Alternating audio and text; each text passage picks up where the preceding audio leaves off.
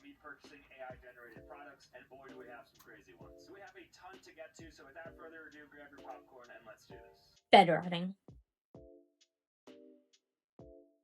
What is it?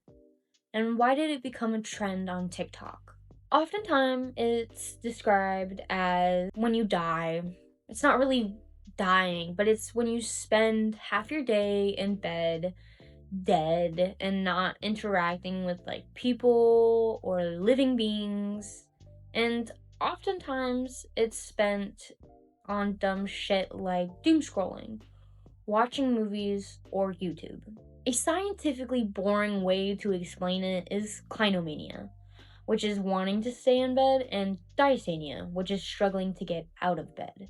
They're not actual disorders, but they can be symptoms of underlying issues like depression, anxiety, chronic fatigue, and or sleep problems. The romanticization of depression is detrimental to the mental health community. Many people appreciate that social media allows for open conversations about mental health. The number of people who interact online is large and has allowed for people to connect and organize groups that spread awareness about mental health struggles fairly easily. The American Psychological Association in 2023 says social media platforms can foster community and reduce isolation for individuals experiencing depression. The accessibility of social media can make people feel way less alone and way more willing to seek help. However, other researchers warn that the online portrayal of depression is often misleading.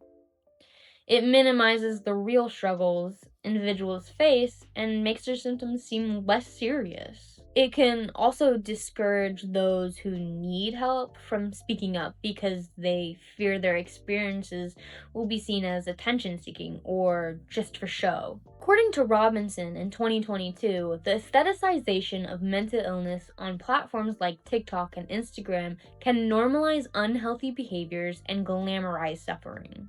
This distortion can lead users to misunderstand depression as a trend rather than a serious mental health condition. When people constantly see depression portrayed through aesthetic photos and relatable memes or sad girl, sad boy content, it can start to look like a personality trait or a lifestyle choice rather than an illness that needs to be taken care of.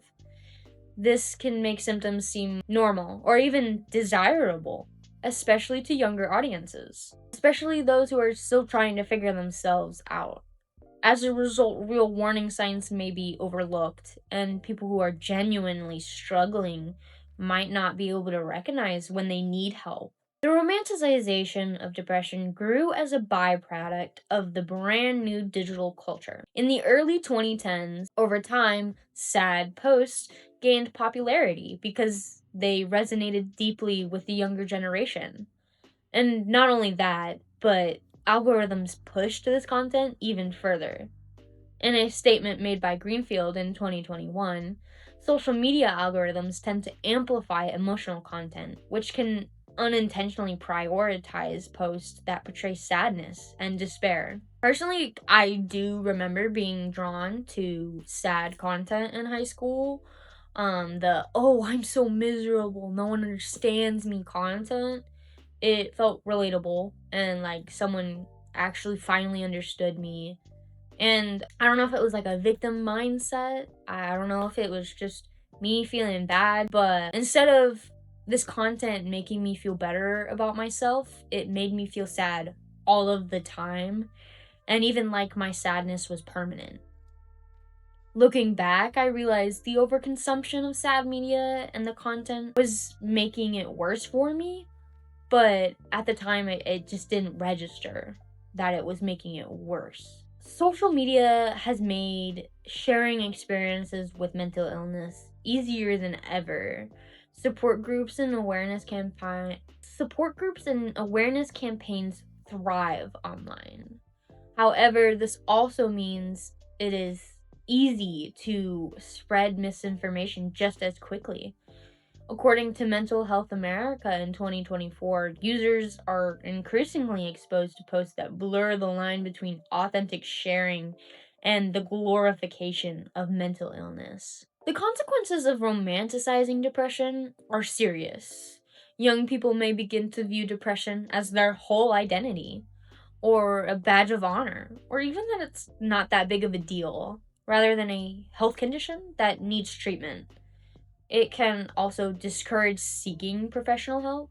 For example, some online spaces describe it as losing their sparkle, or, in other words, their creativity. Ultimately, this culture can isolate individuals instead of guiding them towards a healthy recovery. The Institute for Health Metrics and Evaluation writes in an article that about 740,000 deaths, suicides, are reported annually, worldwide. This distortion between an online persona and what you are actually feeling makes it harder for young people to recognize when they are experiencing symptoms that need to be treated. It is harder for young people to recognize clinically significant symptoms rather than the normal fluctuations in their moods. This misunderstanding contributes to a culture where fewer people seek professional help and instead imitate the behaviors they see online. Behaviors usually centered on isolation, withdrawal, and avoidance rather than recovery. From my personal perspective, social media's influence on mental health has done more harm than good. While people argue that it spreads awareness, the constant glamorizing of depression often overshadows real support. Instead of encouraging healing and healthy coping mechanisms, these posts can make suffering look trendy, and that's very dangerous. To me, social media has created a culture where genuine mental health struggles are minimized or treated even like entertainment. It makes pulling away from life sound quirky or relatable rather than a warning sign that someone might actually be struggling. These trends normalize unhealthy behavior and make it seem acceptable to avoid your responsibilities, isolate yourself, and call it self care. Overall, I feel that the glamorization of bedrotting has damaged the mental health community by spreading misinformation and making serious symptoms look like a trend instead of a warning sign. A big shift in how we view depression and bedrotting is needed. In fact, today it is needed. People need to recognize when an online post can go from honest sharing to glamorizing unhealthy, shitty habits. Let me calm down. Instead of treating mental illness like an aesthetic, we should support creators who promote real coping skills and encourage getting real help. As a society, we need to talk about mental health openly without making suffering look cool or trendy. And that means choosing honesty over aesthetics and recovery over relatability. In the end, mental health content should be helping people and not teaching them to copy. Social media has the power to change and shape how we view mental health, but when it starts to glamorize depression or promote trends like bedrotting, it sends the entirely wrong message. Instead of helping people heal, it often turns serious struggles into content, trends, and aesthetics. To move forward, we need to challenge these harmful portrayals and focus on promoting real support, real resources, and real conversations. And if you are in need to talk to someone, please call 988, which is the suicide and crisis hotline for the United States. Do not be afraid to reach out. And please, please remember there is always someone in your life who loves and cares for you.